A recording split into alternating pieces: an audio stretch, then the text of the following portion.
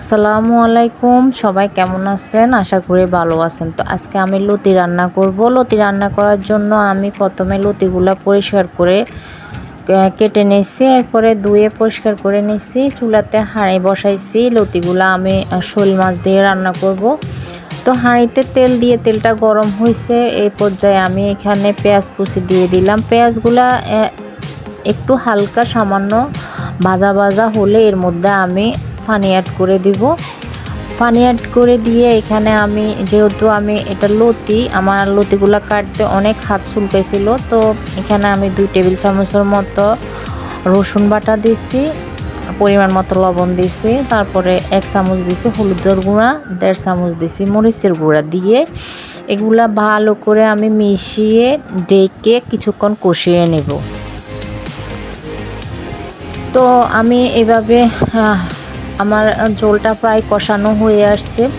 এখানে আমি এখন মাছগুলা দিয়ে দিব। মাছগুলা দিয়ে আমি আরও কিছুক্ষণ এগুলা রান্না করব, কষাবো। যেহেতু শোল মাছ, সেহেতু আমি এখানে একবার কষিয়ে আমি আবারও একটু পানি অ্যাড করে আবারও কিছুক্ষণ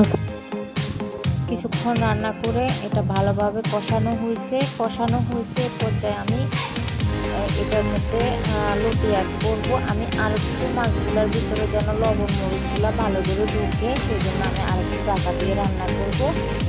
তো আমার এখানে মাছগুলো মানে কষানো হয়ে গেছে। এখানে আমি এখন লতিগুলা দিয়ে দিছি। লতিগুলা দিয়ে আমি মাছগুলো উপরে উঠিয়ে লতিগুলো নিচে নামিয়ে দিব, যেন লতিগুলো তাড়াতাড়ি সিদ্ধ হয়। তো আমি ঢাকা দিয়ে রান্না করব।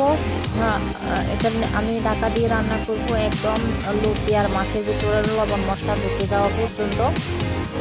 তো আমি এখানে একটা লতি দেখলাম যে এখনো অনেকটাই নরম হয় নাই, তো আমি এখানে পরিমাণ মতো ঝোল দিব। ঝোল দিয়ে আমি এটা ডেকে রান্না করব, রান্না হতে যতক্ষণ সময় লাগে। তো ভিডিওটা যদি ভালো লাগে একটা লাইক করবেন, সুন্দর একটা কমেন্ট করবেন, ফলো দিয়ে পাশে থাকবেন। আর তো আমি এভাবে ঢাকনা দিয়ে রান্না করব। তো এই আমি ঢাকনাটা উঠিয়ে দেখলাম যে অনেকখানি ঝোল আছে। ঝোলটা একটু শুকিয়ে গেলে তো আমি চুলার জালটা বন্ধ করে দেব। তো আমি লতিগুলো যখন সার্ভ করছিলাম তখন কিন্তু আমার কারেন্ট ছিল না, যার জন্য ভালো আসে নাই। আজকের মতো সবাইকে ধন্যবাদ। আল্লাহ হাফেজ।